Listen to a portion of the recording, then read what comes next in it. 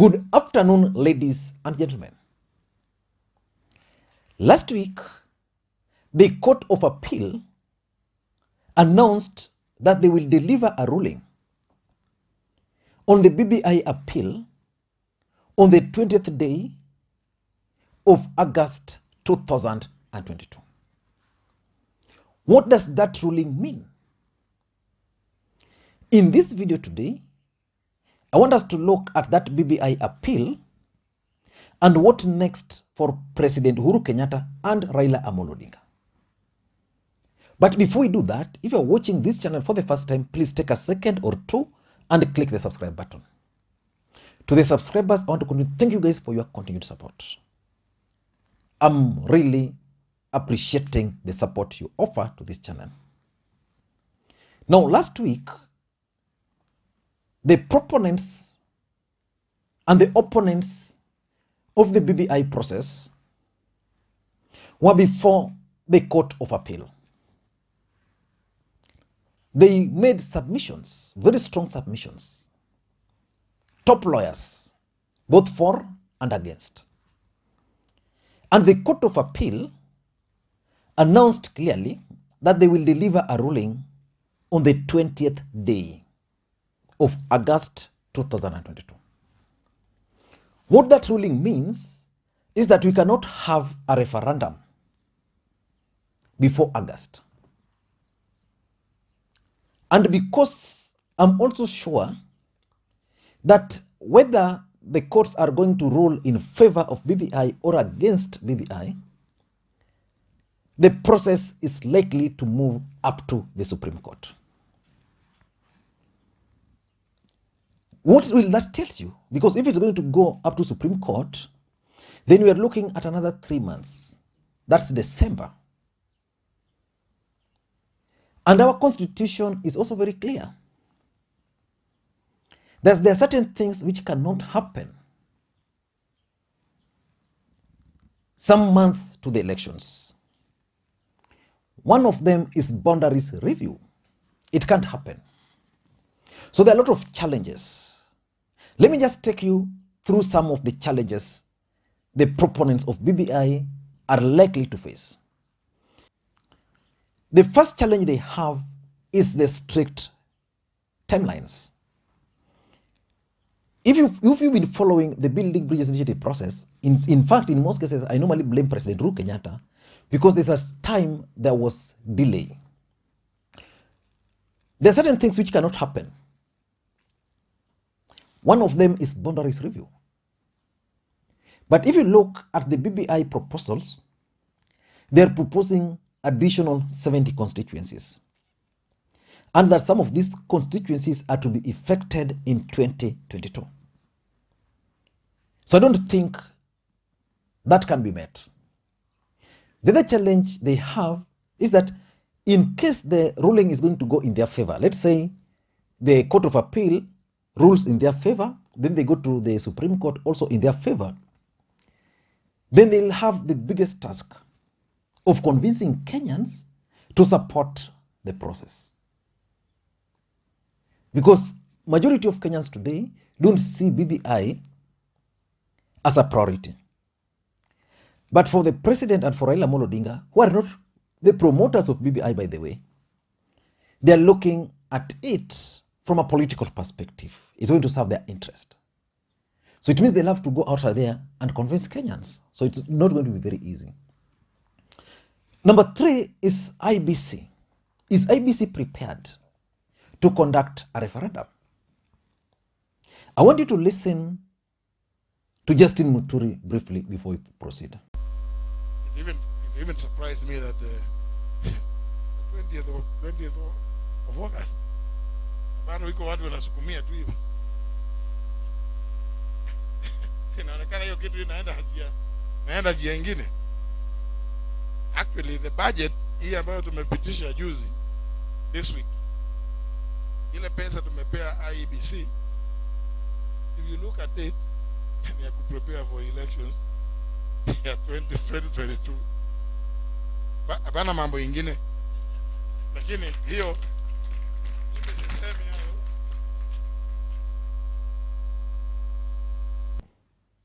So according to Muturi, the budget they have is for the general election.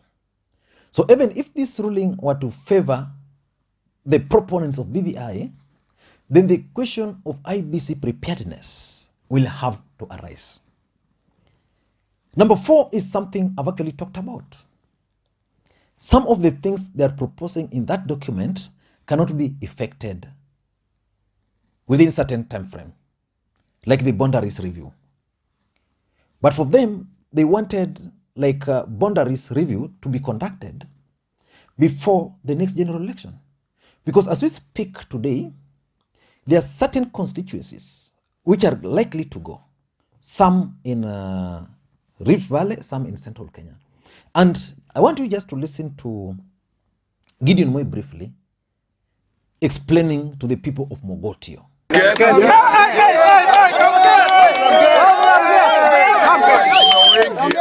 Tunasikia tu wako ndani. Yangu si mengi kwa kusema tunawatarajia pili nini jema, ndio. Na nyinyi ulifika kanisa leo kabisa?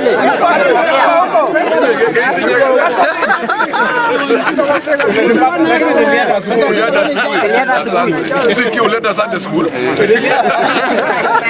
next week wiki kanisa, si ndio? Basi tukae hivyo, tukae tu kwa amani, tukae tu kwa umoja, tukae vile tumesha tangu, si ndio? Unajua mbele iko nini, tuko na kazi na tunatarajia, tunatuomba Mwenyezi Mungu kwamba Mwenyezi Mungu atashika ile majaji wafanye ile ruling vizuri, BBI irudi, Mogotio ibaki. Unajua bila BBI Mogotio tuombe BBI kuje, Mogotio ibaki, si ndio? Basi. And the last challenge they face is the populist anti-BBI. You know, BBI is a big document. It's not really specific to a specific area. And because it's broad, it means someone can just pick an area and point out some of the weaknesses in that document.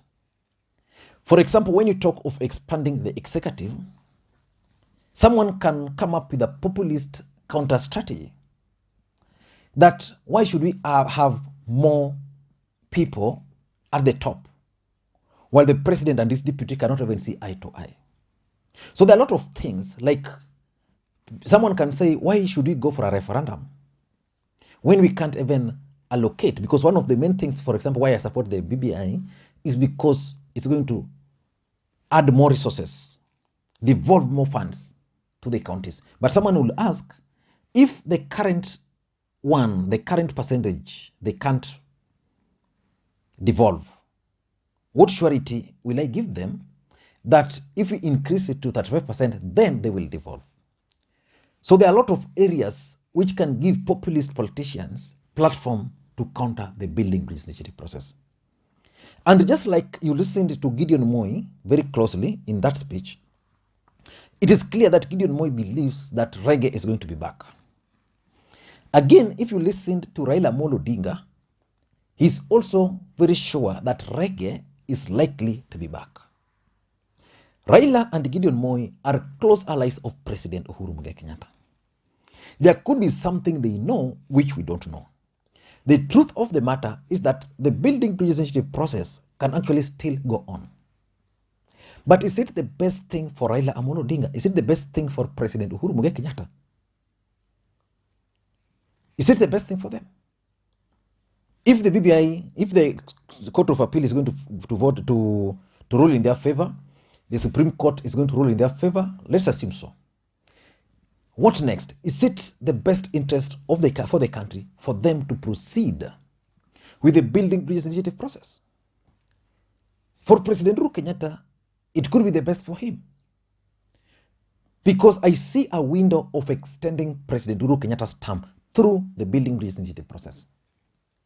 IEBC will be compelled constitutionally to conduct a referendum, and they'll have to be forced through the court process to change the timelines. And because of those changes of timelines, someone might actually go to the court to also allow IEBC to conduct elections another date. Because remember, the Constitution of the Republic of Kenya is very clear that elections must be conducted every 5 years, the second week of August. What about 2013? It wasn't conducted that time. That's the honest truth. Of course, it was conducted in the 2017, like that. So 2022, because of these constitutional issues, someone can go to court.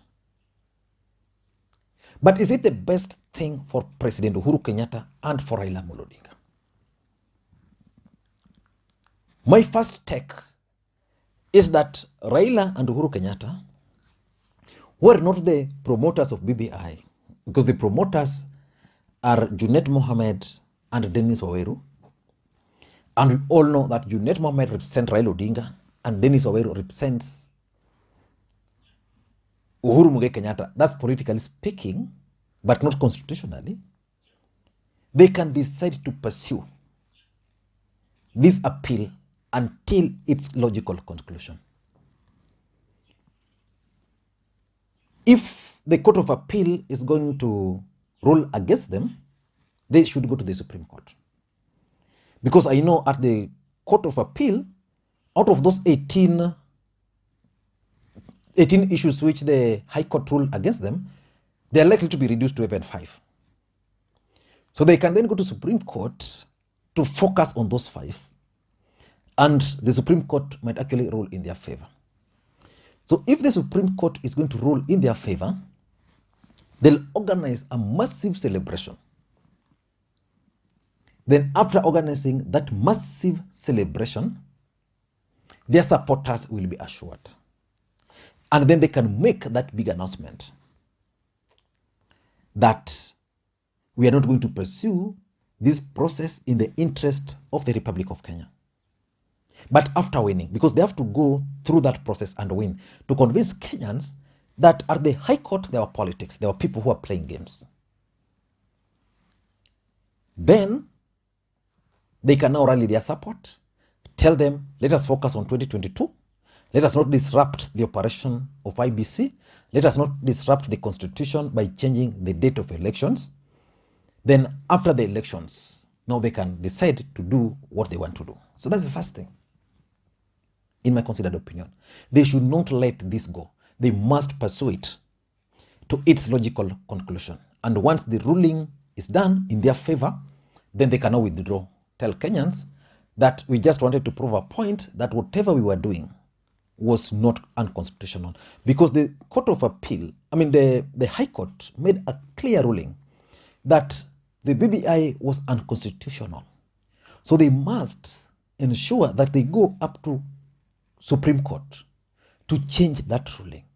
Because if they don't do that, someone will go to court and even charge President Uhuru Kenyatta or even Raila Odinga why they were engaging in unconstitutional matters in this country. So they must. That's number one. Number two, I tend to think that Raila Odinga and President Uhuru Kenyatta should now focus more on 2022 politics. That's the main thing. This BBI process, if I were to handle it, there was a better way they could have done it. But they missed the point along the way. So the only way for them now is to focus on 2022. Then win the elections.